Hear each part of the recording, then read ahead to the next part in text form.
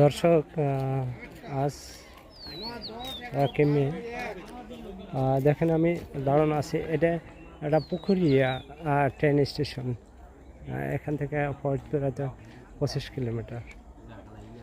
তা শিডিউল ট্রেনের চেঞ্জ হয়, আগে একবার চেঞ্জ হয়ে দেখেন এই অবস্থা।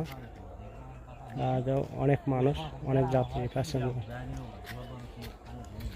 ট্রেনের শিডিউলের ব্যাপারে কেউ কোনো ইয়াত্রা রাখে না, কিন্তু যাত্রীদের কত ভোগান্তি, এত রোদ্র, প্রখর রোদের ভিতর যাত্রীরা ভোগান্তি। এইভাবে যাত্রীরা সব দাঁড়িয়ে রয়েছে। এরা বিভিন্ন জায়গায় যাবে, বিভিন্ন জায়গায় এবং বিভিন্ন দেশে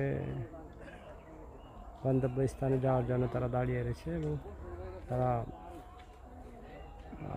ট্রেনের অপেক্ষা করতেছে। কিন্তু ট্রেনের যে এত সীমিত যে আজকে অতিরিক্ত ট্রেনের কোনো শিডিউল না থাকার কারণে যাত্রীরা খুব পেরেশানি মেজে এবং কোনো যাত্রী ছাউনি না থাকায় অনেক অনেক যাত্রী। এদিকে ট্রেনের কোনো হাওয়াদিস নাই, একটা ট্রেন মাত্র, এটা 9টা, আর একটা ট্রেন যাবে একটা। এই 2টা ট্রেনের এই জায়গায় ব্যবস্থা আছে, আর কোনো ব্যবস্থা নাই।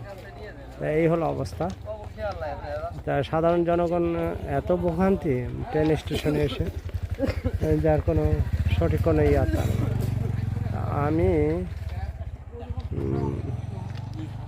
কাউন্টারে টিকিট মাস্টারকে জিজ্ঞাসা করলাম যে এটা কয়টা থাকবে ট্রেন। ওরা 9টা 25-এ, কিন্তু এরা 7টা থেকে অপেক্ষা করতেছে ট্রেনের।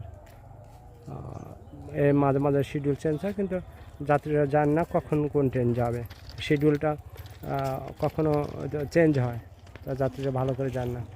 আমি এখান থেকেই বলছি। আর এই হলো অবস্থা। একটু দেখাই রাখলাম এই ট্রেনে। এটা ফরিদপুর থেকে আসে, আর এই ট্রেনটা জংশন ভাঙ্গা পদ্মা সেতু হইয়া একটা ট্রেন রাজশাহী, একটা ট্রেন বিভিন্ন জায়গায় যায়। লোকাল ট্রেন খুবই কম, এই ট্রেনগুলো আসে। এই হলো অবস্থা। আচ্ছা, এই পর্যন্ত রাখি। খোদা হাফেজ, ভালো থাকি।